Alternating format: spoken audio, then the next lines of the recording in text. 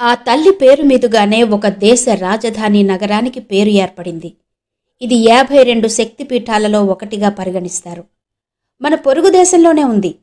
సతీదేవి కిరీటంలోని రత్నం ఇక్కడ పడిందని చెప్తారు. ఆ తల్లే ఢాకేశ్వరీదేవి. బంగ్లాదేశ్ రాజధాని నగరం ఢాకా నగరంలోని ఢాకేశ్వరీదేవి. ఈ ఆలయం పేరు మీదుగానే ఈ ఊరికి ఆ పేరొచ్చిందని చెప్తారు.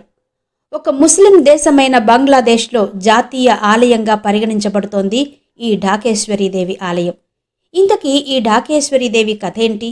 ఆలయ చరిత్ర ఏంటి? ఈ ప్రశ్నలొస్తే చాలా విశేషాలే కనబడతాయి. అవేంటో ఈ వీడియోలో తెలుసుకుందాం. బంగ్లాదేశ్లో పురాతన ఆలయం ఈ ఢాకేశ్వరీదేవి ఆలయం. ఢాకేశ్వరి అంటే దుర్గమ్మే.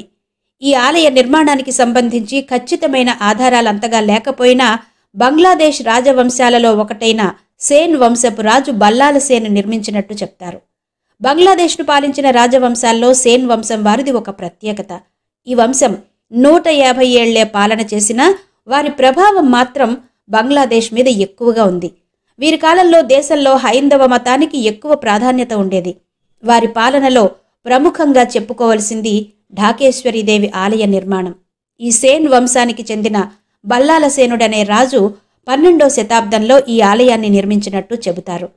ఒకప్పుడు ఇక్కడంతా దట్టమైన అరణ్యం ఉండేది.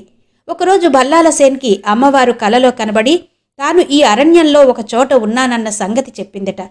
అమ్మవారు కలలో చెప్పిన ప్రదేశానికి వెళ్లి వెతకగా అక్కడ రాజుకి దుర్గమ్మ వారి విగ్రహం కనపడింది. దాంతో ఆ ప్రదేశంలోనే ఓ ఆలయాన్ని నిర్మించారు. దట్టమైన అడవిలో కనబడిన ఆ తల్లిని ఢాకేశ్వరి అని పిలుచుకుంటూ ఆమె పేరు మీదుగానే ఆ ప్రాంతాన్ని ఢాకా అని పిలిచారు. ఈ ఆలయం శక్తిపీఠాలలో ఒకటని బంగ్లాదేశ్లో ఉన్న హిందువులు గాఢంగా నమ్ముతారు. అమ్మవారి కిరీటంలోని మణి ఇక్కడ పడిందని స్థానికులు చెప్పుకుంటారు. 12వ శతాబ్దంలో నిర్మించబడిన ఈ ఆలయం తరువాతి కాలంలో శిథిలమైపోగా ధనికులైన వ్యాపారులు దీనిని అనేకసార్లు పునర్నిర్మించినట్టు తెలుస్తోంది. అయితే ఎన్నోసార్లు విదేశీయులు జరిపిన దాడుల్లో ఈ ఆలయం బాగా దెబ్బతిన్నది. 1971లో బంగ్లాదేశ్ మీద పాకిస్తాన్ సైనికులు జరిపిన దాడిలో ఆలయం మరింతగా దెబ్బతింది. ఇక మన దేశంలో బాబ్రీ మసీదు కూల్చివేత సందర్భంలో కూడా అక్కడ ఈ ఆలయాన్ని నేలమట్టం చేసే ప్రయత్నం చేశారు కొందరు. ఎన్నో దాడుల్ని ఎదుర్కొన్నా కూడా అలనాటి భక్తి ప్రాభవానికి గుర్తుగా నేటికి కూడా టీవీగా నిలబడింది ఢాకేశ్వరి మాత ఆలయం.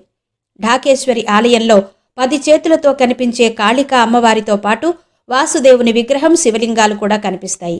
బల్లాల సేన్ కాలంలో ఈ ఆలయం నిర్మించిన కొత్తలో ఇక్కడ బంగారు విగ్రహం మూల విరాట్టుగా ఉండేదట. ఆ తరువాతి కాలంలో దేశ విభజన సమయంలో జరుగుతున్న దాడులకు భయపడి ఆ విగ్రహాన్ని పశ్చిమ బెంగాల్కు తరలించినట్టు చెబుతారు. ప్రస్తుతం ఢాకాదేవి ఆలయంలో ఉన్న అమ్మవారి విగ్రహం మూల విగ్రహానికి నమూనా విగ్రహంగా చెప్తారు.